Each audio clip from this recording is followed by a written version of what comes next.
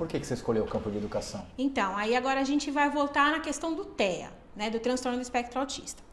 Quando eu fui morar em Atibaia em 2019, eu morava aqui em São Paulo, isso é muito importante a gente contar, porque vai fazer diferença lá na frente na história.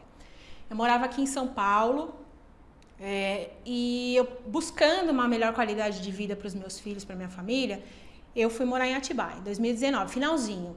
Logo estourou a pandemia e a gente teve que ficar confinado em casa, né? Olha, e a qualidade de vida foi embora, né? E os meus filhos não estavam frequentando a escola. Mas nesse período de pandemia, onde que estava toda a população? Na internet, fazendo pesquisas, né? E onde estavam as mães de crianças autistas? Buscando informação. Buscando informação. E elas tiveram aí muito incentivo, né, pelas pessoas que falam disso na internet. Olha, o seu filho, ele precisa estar no mundo, ele precisa estar na sociedade, ele precisa frequentar a escola, precisa socializar, a sociedade precisa aceitar essas pessoas. Sim, sim. Então, quando a pandemia cessou, a gente viu um aumento assim de 290%, esse é um número oficial, tá, do INEP, né, que faz o INEP, ele faz o censo escolar, tanto escolas públicas quanto particulares. É um número que abrange tudo. 290% o aumento de matrículas de pessoas com deficiência nas escolas. Então foi bom, né? Durante a pandemia, então deu coragem aos pais, né? De colocarem seu filho pro mundo, né? Isso. Não deixar eles em casa. Isso, e aí se criou outro problema. Deu coragem para os pais, incentivou os pais a colocar os filhos na escola, mas a escola não estava preparada. A escola não estava preparada, é verdade. Né? Então foi justamente aí que eu, né? Poxa, mas meu filho está na escola, a professora não sabe lidar, no mínimo, né? E a gente nem imaginava, né? Para mim, a escola municipal, ele estuda numa escola municipal muito boa lá na minha cidade, a escola municipal estava preparada para receber pessoas com deficiência, porque afinal de contas, né? Há quanto tempo a escola está aberta para pessoas com deficiência? Quanto tempo tem a lei brasileira de deficiência, né? Mas não estava, né? E eu vi assim um cenário das professoras estarem desesperadas e querendo fazer a coisa certa. Querendo ajudar. Querendo fazer a coisa certa e não tendo respaldo, né? Não tendo o treinamento certo. Na rede municipal, os professores têm o HTPC, que é uma formação continuada, acontece acho que uma vez por semana, né? Mas dentro do HTPC delas não tinha formação para lidar com pessoas com autismo. Nessa parte mais específica não chegava. Não chegava. E aí eu fiz uma parceria muito legal com a Escola do Murilo, né? A diretora, ela tinha uma cabeça muito bacana, ela abriu as portas da escola. Aqui a escola deles, né, aparecendo aí na tela. Ela fez uma parceria comigo e em alguns HTPCs que eram livres, de tema livre, ela me chamava, né? E eu ia lá para treinar as professoras, dar pelo menos um mínimo assim de conhecimento. O inicial tira dúvida. Isso, né? Isso. Mas eu fiz assim uma coisa bem estruturada, montei ali princípios básicos de como é que faz, porque algumas delas mal sabiam que existia uma forma já consolidada de fazer, né? Que é a ciência ABA, que é um braço da psicologia.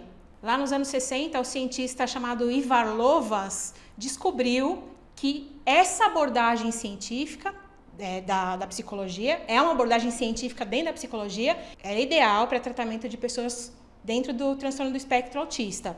E ele obteve resultados muito bons ali dentro da sua prática, né? Também obteve muitas críticas duras, mas hoje, né, depois de tantos anos, a abordagem é um pouco diferente, né? Hoje é uma forma de aplicar diferente, mas tudo baseado naquela abordagem psicológica da psicologia que se chama ciência ABA. O que a gente precisa fazer para mudar essa situação nas escolas? Então, primeiro de tudo, dar treinamento para esses professores, né?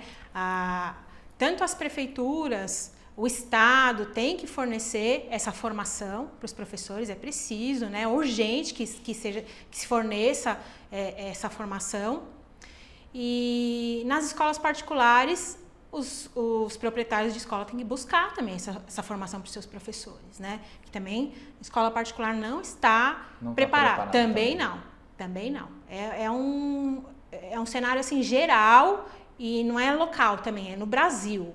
E você percebe nas escolas que na questão mais da escola particular, que eles evitam assim a matrícula? Na escola municipal não, porque é lei, não pode, né? Não pode evitar.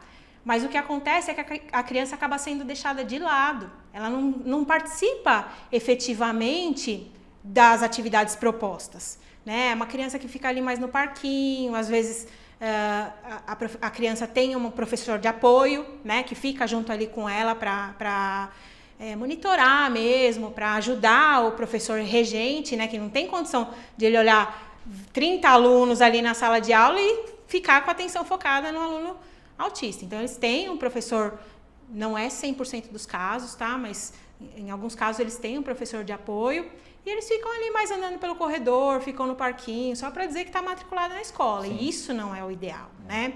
Então, como que a gente arruma isso, por exemplo, na prefeitura? Eu vou pegar o exemplo, assim, ali do meu mundinho. Porque é importante falar que eu vim de São Paulo e me mudei para Atibaia em busca de qualidade de vida. Então, é por isso mesmo que eu quis pontuar isso.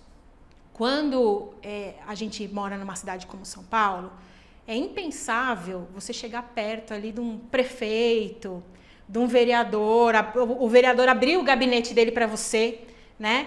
É muito difícil você chegar nessas pessoas, né? É um acesso, assim, quase impossível. Quando você mora numa cidade do interior, basicamente você vai lá e pede uma audiência com o prefeito e ele te atende. Né? Quando eu vi essa facilidade, eu falei, pronto, tá aí. Achei, né? É por aí, porque assim, eu fiz uma ação pontual, fiz uma parceria com a diretoria da minha escola e dei lá uma visão de como fazer para as professoras, mas e as outras 64 escolas do meu município? Só estou falando de escola municipal, nem incluir as estaduais, nem incluir as particulares. Né? Como é que a gente resolve? O ideal é fazer política pública. Né? Então, a gente tem que se envolver com política, não tem outro jeito.